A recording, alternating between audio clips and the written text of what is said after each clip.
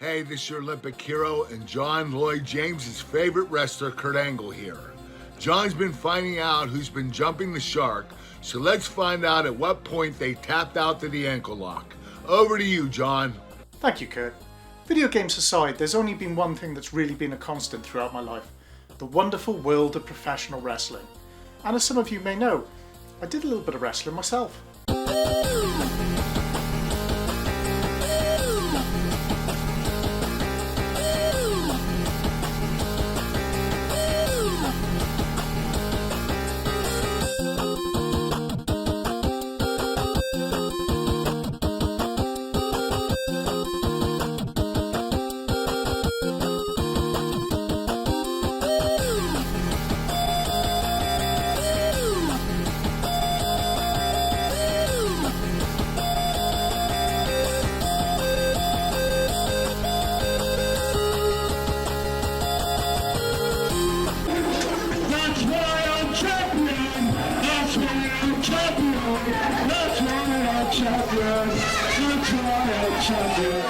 Now, whilst I was in no way in the same universe as a Kurt Angle, I certainly was a massive fan.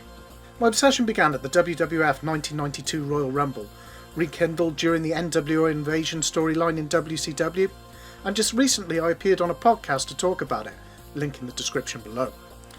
As a result, I've played a lot of different wrestling games across a lot of different systems, but I realised the other day I haven't really bought one in a little while. Why is that? Let's find out the moment that mainstream wrestling games jumped the shark.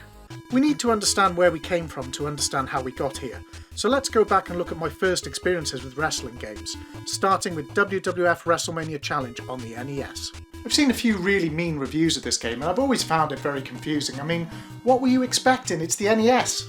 Decent selection of characters, a cool isometric viewpoint, everyone actually looks like they should do, actual theme music for wrestlers, different moves for most of the characters, tag teams, championship tournaments. I mean, come on. What were they meant to do? Walk on gangrel blood? I actually have an unused test run for I May Be Crap at Video Games where I used this exact game. This is what happened. Macho Man Randy Savage. Ooh yeah! Right. It's a lot quicker. And again. Oh, this is not good. I'm getting murdered. Dodging the special move. Ooh. Oh, I needed that. Oh, I kicked that one again. Oh, he's just headbutting my face off. No. This is not meant to be. That game was hard and really good for its time, which is definitely not what I can say about WrestleMania Steel Cage Challenge. Even as a child, I was under no illusions that this game was worse than WrestleMania Challenge in pretty much every way. Despite being 2 years older, every character had exactly the same moveset. At least I can pretend to use the body slam option as a tombstone when I play as Undertaker. It's just a shame everyone else can. I mean, look how dull this exchange is. I could get the same performance from a Game & Watch.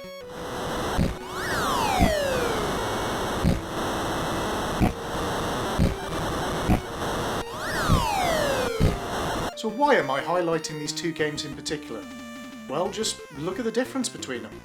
They're on the same system, represent the same company, but they couldn't be any more different. Sometimes, even bad innovation is innovation nonetheless, and we're going to come back to that in a moment. I'm going to skip the 16-bit wrestling games for now, partially because we'll be doing a random Andy on this, and partially because it's in the next console generations where things got really interesting. It's in the era of the N64 and the PlayStation where things get really interesting, where the timeline of evolution splits. We're going to do things the way that I experienced them, so we're going to start with this.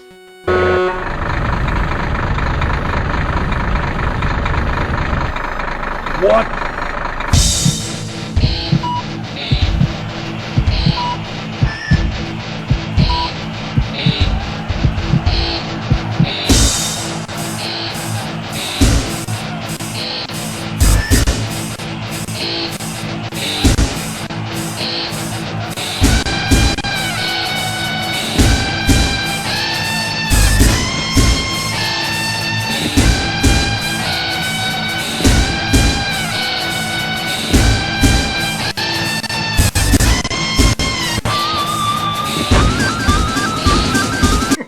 really made me giggle watching the word hot appear across the screen while this polygon mess struts its way to the ring.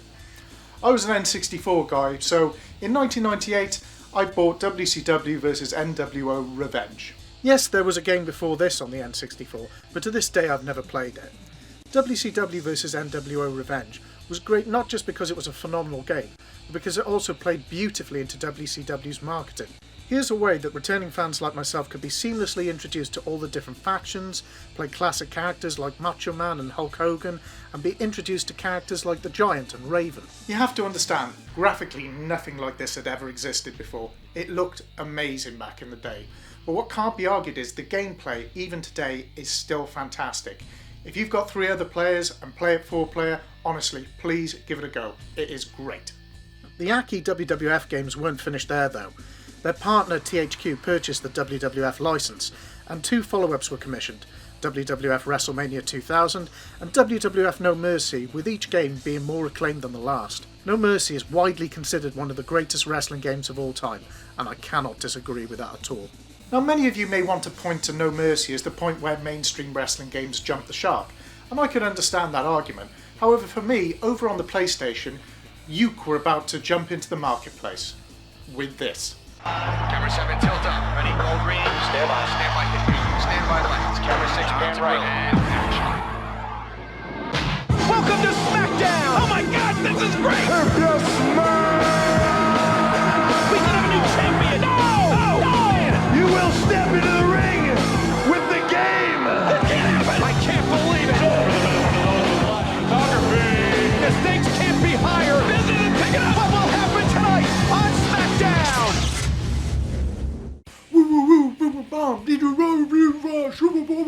I haven't got a clue what that was all about back in the day. Honestly, it was weird.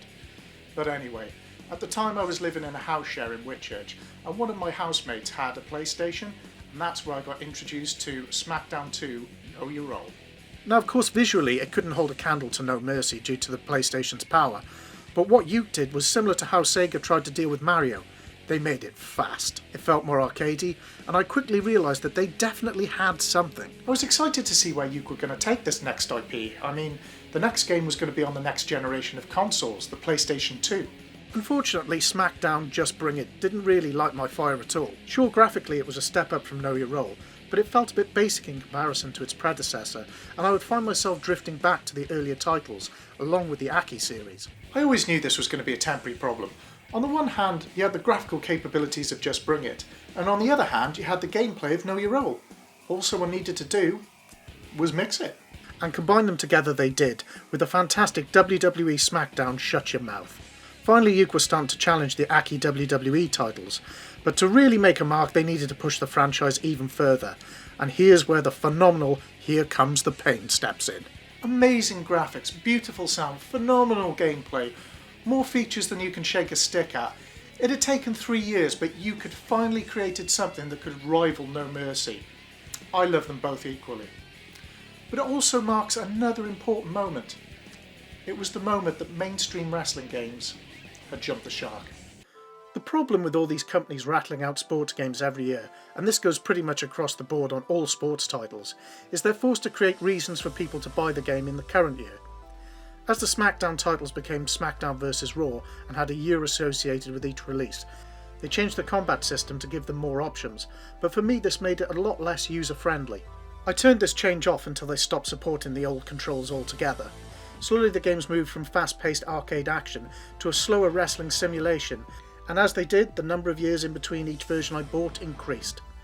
Additionally, the series began suffering from the WWE's real-life change to a more PG product. No more suicide jumps off the Smackdown fist, chair shots to the head and blood slowly diminished. A game that had always been a little more ridiculous than real-life WWE was suddenly very, very serious. The games just became really boring, and a great example of this, although a little bit strange, is when you look at the naming of each title. I mean, rather than Raw vs Smackdown 2007 or WWA 2K15, imagine if they were called something different, like imagine if it was WWE Smackdown, Do I Have Your Attention Now? Or maybe WWE Smackdown, The Champ Is Here? I mean, are you seriously telling me that there haven't been enough catchphrases over the years that they could use? It's just goddamn lazy. Everybody knows the disaster that was WWE 2K20, and I'm not here to kick 2K while they're down. I actually admire them for doing the right thing and not releasing WWE 2K21, taking a step back and working out how to move forward. It's almost like churning out the same stale product at ever diminishing returns is a really bad idea, and the time eventually comes to try something different, even if it's moving backwards to move forwards.